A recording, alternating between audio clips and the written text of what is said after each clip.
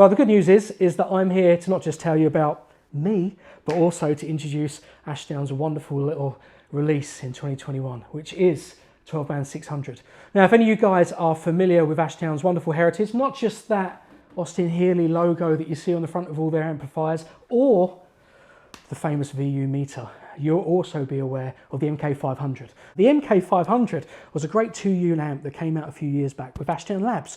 It was designed with the wonderful Mark King in mind. He kind of went through all of the settings and said what he liked, what he didn't like, what should be an amp and what shouldn't be an amp. Well, that was a limited run, but thankfully it's back. Here it is. Brilliant. Okay guys, without further ado, let's have a look at the front end of this panel so you guys know what to expect. A, with all the features of the amplifier, and second of all, what to expect from the sonic footprint that's going to come out of it. Okay, well, the big surprise is when you look at the front of this is how much isn't on it. Now for the novices there, you're going to be maybe a little bit intimidated by the 12 band EQ. It's a lot of sliders, it's a lot of things that are quite scary, but actually if you get used to it, it's probably the most efficient way of tailoring your sound on the stage. It's something that I promote and definitely would endorse given the opportunity. Now, away from that, there's not a lot else on here, and there's not a lot on the back of the amplifier either. Why? Well, because when the MK500 was first designed, it was all about a pure signal, transparency, so that what's delivered sonically is absolutely flawless. Obviously, to do that, you've got to stay away from power, which is class D. This is solid state, okay? There's a big old transformer in the back of this, and I've got to tell you the truth, here in the studio now, the bottom end is frightening. It's kind of made me feel a little bit nostalgic, and I'm not going to lie, I kind of want to go back to it. Let's have a look at all the features on the amplifier so that you can kind of geek out, see what's on there and see what's not on there. As we said earlier on, it's actually quite simplistic. Left to right, you're obviously going to be greeted by a variable gain because all of your outputs from the instruments are going to be different. But you'll see 1/4-inch jack is also paired with an XLR in. Now the reason being is that any of you guys that have got those high impedance outputs, things like statuses and limbics, you know that there's an XLR output from those. So that is a welcome feature. Next door to it, come on, you know exactly what that meter is all about. You see it before you kind of hear it on Ashdown stages. Moving on from there, Harmonic Emphasis. Now this is something that any of you guys know about the sort of heritage of Ashdown will be familiar with what it is, but I'm going to come back to what it sounds like and what it does in a minute.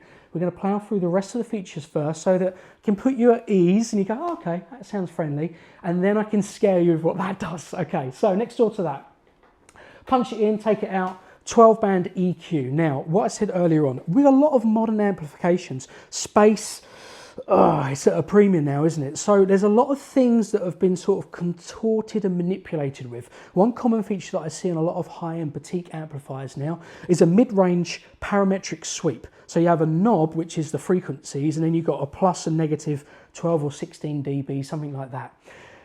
Although it's convenient, it's not great on a live stage. Guys, if I'm on a stadium, I was on stage with Van Morrison last year, my amplifier is literally 12 feet behind me. I need to visually see what's going on with the frequencies. And there's no better way than doing that than with an old school 12 band EQ. That has been part of Ashdown's heritage right back to the Green Giant days of the 1980s when Mark Gooday was involved in the design and placement of that on amplifiers. Obviously, it allows us to see what frequencies are boosted, what frequencies are cut, and then you can adjust it accordingly. You can't do that with a parametric EQ, specifically one that you can't see in low light. So that's brilliant. Next door to, obviously, balanced DI, which is pre and post EQ. You can punch that in and out. And then from there, simplistic things, a line out and also a tuner out to kind of, keep some good housekeeping. Now, although the front end is pretty simplistic, the back is even more simplistic. All you're going to find is a jack and a speak on out and obviously an effects loop. There's not even a power button. Power button is supplied by that very sexy, what would you call it, a push start button that you find in most ignitions on a car. Again, a little nod to some motoring heritage there that Ashdown is already synonymous with. Okay, let's talk about the actual sound and what you can expect from it. As we said about that 12 band EQ, you can punch it in and take it out. Flat is represented by a little notch in each of the little feeds. So that's kind of user-friendly. If I can't see it, I can feel it. That's going to be great. But the great thing here is that I can pick specific frequencies. If you want those low mids, 200, 220s, jazz bass, passive sounds, you can put those in. If you want a smiley sound, Slap Haddy, Larry Graham, Mark King, 80s sort of sound, you can do it without really even listening to it. What do? Well, it's quite simple. Punch in the EQ. I'm just taking it out, let's put it back in. And there's a scoop. I mean, it's a pretty messy scoop, but there's a scoop, okay? I don't have to hear that. I know what that's going to sound like. The same thing, flatten it off, boost the low mids. I don't know exactly what that's going to sound like on a jazz bass as well. So we're going to go through some sound samples later on so you can actually hear that and you can A, B, what it sounds like. But what I want to move on to now is harmonic emphasis. Now, be warned. This is like a little footnote that should be put there. Actually, we're going to do it on graphics. It'll just come up at the bottom here. Be warned, warning. Harmonic emphasis does not mean you're going to sound like Jaco Pastorius. It doesn't mean that every time you play a note, you're going to have a harmonic overtone come out. What is it? It's emphasis on the upper structure of your sound. That top end, those really brittle trebles, you can really bring out without the need to change the actual overall sound of the palette. Okay, well, let me just give you a little idea of what that means. If I'm playing now, pretty flat EQ, nothing but a standard passive but jazz bass going on here. Let's just say, very nice one at that. But what we're going to do, well, look, no changes, nothing at all. Punch in the harmonic emphasis, turn up the rotary, and listen to what happens sonically. Immediately you access that high-end, hi-fi slap bass sound synonymous with obviously Mark King, because he was the guy that designed this amplifier. Of course it's going to do the job.